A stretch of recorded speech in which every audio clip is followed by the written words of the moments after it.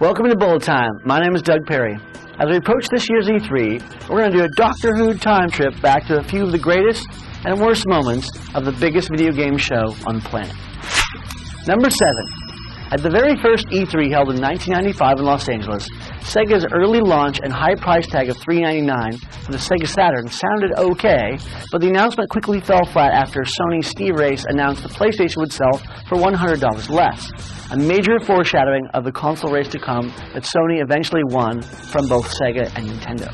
Number 6. In 1997 and 1998, E3 left the sunny skies of Los Angeles and moved to Atlanta, Georgia? Yes. For 2 years, the show took place in hot, humid, and miserable Atlanta. It sucked. E3 would remain in LA from 1999 forever after. Number 5. Also in 1997, while in Atlanta, Nintendo canceled its Pokemon canon, which shot the hand-sized stuffed creature dolls on the booth floor, because eager fanboys physically wrestled to catch them all. One of them broke an arm in the process. Can you say lawsuit? Number 4. Skipping to 2004, Nintendo's Executive VP of Sales and Marketing, Reginald Fils-Aimé, transferred from a big, dorky-looking VP to the Reginator. My name is Reggie. I'm about kicking ass, I'm about taking names, and we're about making games. Nintendo fans, needless to say, went wild. Number 3. After E3 2007, the big, boisterous, booth babe and barker-filled celebration of E3 was canned. The powers that be decentralized and dissembled E3 to a non-functioning, sprawling 3-day tour of Santa Monica. That lasted for 2 years, and it sucked. The show returned to its former, bigger, circus-like self in 2009. Number 2.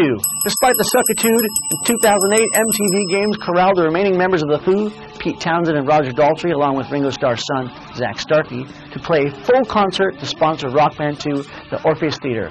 And it was a whopping, awesome, memorable show. And number 1, sadly, last year, famed game creator Shigeru Miyamoto failed to debut The Legend of Zelda Skyward Sword properly because so many journalists were tweeting the event the wireless Wii couldn't connect to the console.